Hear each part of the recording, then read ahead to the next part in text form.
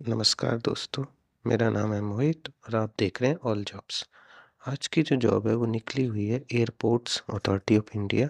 इसको भारतीय विमानपत्तन प्राधिकरण भी बोलते हैं। ये न्यू दिल्ली में है।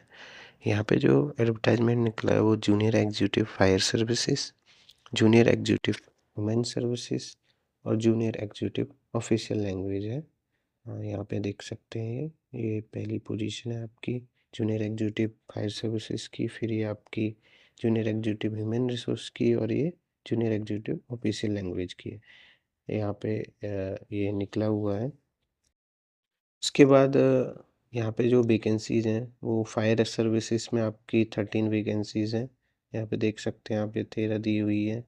फिर इसमें आपकी अनरिजर्व्ड में जो है वो 5 है और ईडब्ल्यूएस में 1 है, ओबीसी नॉन क्रीमिनल में 4 हैं, एससी में 2 हैं, एसटी में आपकी 1 है। ये दी हुई हैं और इसमें जो फिजिकली डिसेबल्ड होते हैं उनके लिए भी है, लेकिन फायर सर्विसेज में कोई भी नहीं है। उसके बाद जूनियर एग्जीक्यूटिव ह्यूमन रिसोर्स में आप देखेंगे तो यहाँ पे आपकी 66 वैकेंसीज़ हैं, मतलब बहुत ज़्यादा है। और आपकी 30 वैकेंसीज अनरिजर्व्ड में है आपकी, और 6 वैकेंसी ईडब्ल्यूएस में है, और आपकी 17 vacancy non creamy layer OBC में है, एससी में 9 वैकेंसी हैं, एसटी में 4 है, और यहाँ पे आपकी रिजर्व कैटेगरी में भी है, जो फिजिकली डिसेबल्ड है उनके लिए भी 1 वैकेंसी है एक कैटेगरी में। तो इसके बाद आपकी जूनियर एग्जीक्यूटिव ऑफिशियल लैंग्वेज की है, इसमें 4 वैकेंसी हैं और चारों अनरिजर्व की हैं, और जिसमें एक रिजर्व है पीडब्ल्यूडी कैंडिडेट के लिए। अब इनकी क्या क्वालिफिकेशन रहने वाली है वो आपको मैं बता देता हूँ। तो जूनियर एग्जीक्यूटिव फायर सर्विसेज के लिए आपके पास क्या होना चाहिए? आपके पास बैचलर डिग्री होनी चाहिए इंजीनियरिंग या ये टेक्नोलॉजी में, इन फायर इंजीनियरिंग या मैकेनिकल इंजीनियरिंग या automobile engineering.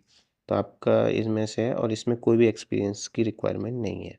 Junior executive human resource में आपके पास ग्रेजुएट एंड एमबीए होना चाहिए, आपका इक्विवेलेंट 2 इयर्स ड्यूरेशन का एमबीए होना चाहिए with specialisation HRM, HRD, PMI, PM and IR, labour welfare में। इसमें भी कोई एक्सपीरियंस नहीं चाहिए आपका। जो जूनियर एग्जीक्यूटिव ऑफिशियल लैंग्वेज है उसमें आपके पास पोस्ट ग्रेजुएट होना चाहिए इन हिंदी और इन इंग्लिश, विद इंग्लिश और Hindi respectively as a subject at degree level, और post graduate in any other subject with Hindi and English as compulsory elective subject at degree level. इसमें आपके पास 2 साल का एक्सपीरियंस होना चाहिए ट्रांसलेशन रिलेटेड वर्क का, ठीक है। इंग्लिश टू हिंदी या हिंदी टू इंग्लिश होना चाहिए, साइंटिफिक या टेक्निकल। ये आपकी इसमें क्वालिफिकेशन है। अब इसमें जो दिया है आपके पास डिग्री या जो भी डिप्लोमा है वो रिकॉग्नाइज्ड डीम्ड यूनिवर्सिटी से होना चाहिए, और फिर एपेक्स इंस्टीट्यूशन जैसे आईआईटी, आईआईएम, एक्सएलआरआई और टिस्ट टाइप के हैं उनसे होना चाहिए। परसेंटेज ऑफ जो मार्क्स है, पास मार्क्स और इक्विवेलेंट होने चाहिए, और जिनके पास बीई, बीटेक, बीइंजीनियरिंग है वो अलाउ होंगे अगर उनके पास ये बीएससी इंजीनियरिंग है, जहाँ पे जो qualification bachelor degree in engineering बोले। अब इसमें एज लिमिट क्या है? तो आपकी जो मैक्सिमम एज है वो 27 होनी चाहिए। इसमें यहाँ पे सीधे दिया हुआ है कि आपका जो मैक्सिमम है 27 को, वो भी 18 मार्च 2025 तक। उसके बाद रिलैक्सेशन इन एज जो क्या होता है, तो आपको पता ही होगा, एससी एसटी कैंडिडेट होते हैं उनको उनकी रिजर्व पोजीशन के लिए 5 ईयर का एज रिलैक्सेशन मिलता है, ठीक है। और ओबीसी नॉन क्रीमी लेयर को 3 साल का एज रिलैक्सेशन मिलता है, ठीक है। अब इसमें जो अपर एज लिमिट है, अपर एज जो लिमिट है वो 10 ईयर्स है फिजिकली डिसेबल्ड के लिए, जो मैं आपको ऊपर दिखा रहा था कि वहाँ पे जो दी हुई हैं कुछ फिजिकली डिसेबल्ड में, तो उनको 10 ईयर्स का रिलैक्सेशन मिल जाएगा। और इसमें क्या हुआ है कि जो ऑलरेडी इन सर्विस कैंडिडेट हैं एयरपोर्ट इंडिया अथॉरिटी में, उनको 10 ईयर्स का एज रिलैक्सेशन मिल जाएगा। तो ये इसमें भी ये फ़ायदा दिया हुआ है। उसके बाद आप इसका मतलब जो क्या बोलते हैं, लेकिन जो एज रिलैक्सेशन होता है वो केवल कैटेगरी की जो पोस्ट है, जैसे एससी एसटी के लिए स्पेशली रिजर्व पोजीशन है, उन्हीं में आपको मिलेगा।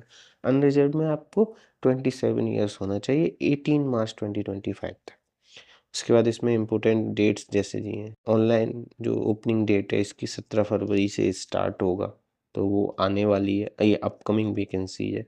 क्लोजिंग डेट जो है इसकी वो 18 मार्च 2025 होगा और एग्ज़ाम की डेट ये बाद में डिक्लेयर करेंगे।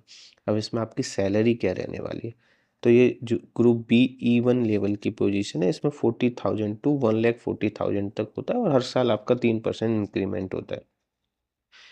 तो आपका जो बेसिक पे स्टार्ट होगा वो 40,000 से स्टार्ट होगा और उसके बाद धीरे-धीरे बढ़ता है। इसके अलावा आपको डियरनेस अलाउंस, पर्क्स जो 35% ऑफ बेसिक पे, एचआरए और अदर बेनिफिट्स जो भी होते हैं आपके, जैसे सीपीएफ हो गया, ग्रेच्युटी हो गया, सोशल सिक्योरिटी स्कीम जो भी है, मेडिकल बेनिफिट्स हैं वो हो जाता है। तो आपका जो एनुअल जो सीटीसी है, वो आपका कॉस्ट टू कंपनी जिसको बोलते हैं वो 13 लैक्स पर एनम पड़ता है। ठीक है? ये आपका रहने वाला है इसमें। अगर आपको इसकी जो मैं लिंक है पीडीएफ की भी और ऑनलाइन एप्लीकेशन की, वो मैं डिस्क्रिप्शन बॉक्स में शेयर कर दूंगा, तो आप वहाँ से देख सकते हैं। और कोई इन्फॉर्मेशन चाहिए तो आप कमेंट बॉक्स में लिख दीजिएगा। Thank you.